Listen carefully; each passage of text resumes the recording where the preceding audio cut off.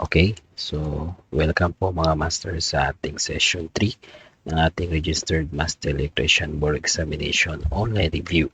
So sa session po ito ay pag-uusapan po natin, itatalakay yung tungkol sa Ohm's Law, DC Power, Electrical Energy. Okay, so let's start po the discussion. So unahin po natin yung Ohm's Law. So the concept overview. So Ohm's law describes the relationship between voltage, current, and resistance in a DC circuit. So it applies to ohmic conductors where resistance remains constant. So the statement of the Ohm's law, the current flowing through a conductor is directly proportional to the applied voltage and inversely proportional to its resistance provided the temperature remains constant. So sa Ohm's law po, the effect of temperature to resistance po ay hindi po kino-consider. So the only quantities po that are considered are the current, voltage, and the resistance. No? So it describes ang relationship po between those three quantities in a DC circuit. Kasi po sa AC, AC circuit, which we will also discussing later on in our review, is also a different Ohm's law po. No? And then we say ohmic conductors, no? So those are conductors, no? Yung mga conductors that have resistance in which the resistance itself remains constant. Okay, so these are the quantities involved. So we have voltage, no? So voltage. So the symbol is V and the unit for voltage is volt. Natulakin natin to last time, no? Sa ating session 2. So current ay yung symbol, ampere yung kanyang unit, yung ito resistance, no? R, tapos yung kanyang unit is ohm. Ito yung symbol for ohms. Okay, so the Ohm's law formula. So these are the three formulas for Ohm's law, no? So we have voltage is equals to current time resistance, then current is equals to voltage over resistance, and resistance is equals to voltage over current, no? So in order to easier po sa inyo to derive this formula, so gagamit po tayo na natawag din ng Ohm's law triangle, no? Okay, so let's just create a triangle here. So ito yung ating voltage, current and resistance. So kunyari hinahanap is voltage. So ito hide natin to. So we have voltage. So matitira is yung I at R. So I times R. Kung hinahanap naman is current. So yung maiiwan is V over R. So current is equals to voltage over resistance. Kapag hinahanap naman yung resistance ito. So ito itatakpan natin. So ang matitira is V over I. So resistance equals to voltage over the current, no? So malaking tulong po itong Ohm's law triangle if you want to use these three formulas, no, without memorizing po, no? Okay? Then important notes, no, increasing voltage increases the current, no? So kapag tumaas yung ating voltage, i-increase din po yung ating current because voltage and our current is directly proportional. So when we say directly proportional, kung ano yung mangyari sa isang quantity, ito din po yung mangyayari sa isa. Then increasing resistance decreases current, no? Because our resistance and current are inversely proportional po sila. So whatever happens to our resistance, no, kabaliktaran yung mangyayari sa ating current.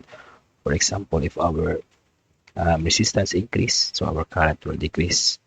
If our resistance decrease, our current will decrease, no? So this applies to DC circuits and steady state conditions. Okay, so we have an example here. A resistance of 10 ohms is connected to a 50 volt DC supply. So find the current, no? So let's have a solution. Okay, so pati yung given natin. Our resistance is 10 ohms. Our voltage is 50 volts. Okay, so solving for current, no? So if you di natin maalala yung formula, so we just have the Ohm's law triangle. So this is voltage, current, and resistance. So hinahanap is current. So matitira V over R. So we have current is equals to voltage over resistance. So substituting the given, we have 50 volts divided by 10 ohms, and that will be equal to 5 amperes. So ito po yung ating answer. Okay, next we have DC power. And so the meaning of electrical power, that is the rate, no, yung rate po siya. Just have that highlighter na lang. So that is the rate, no, at which electrical energy is converted, no, into form to another form. So either that is heat, no. Okay, either that is heat, light, mechanical work, no. So pag sinabi natin heat, electrical power to heat, so yung ginagamit natin sa ating mga heater. Light naman is yung sa mga ilaw, mechanical work is yung sa ating mga electrical motor. Okay, so the unit for power, no, the unit for power is watt, no. So the relationship between watt and the other units, so yung watt natin is equals to 1 joule per second. Yan. So the formulas, no, we have the formulas. So for basic formula, yung pinaka-basic talaga, so we have power is equals to voltage times the current. Yan, yung pinaka-basic.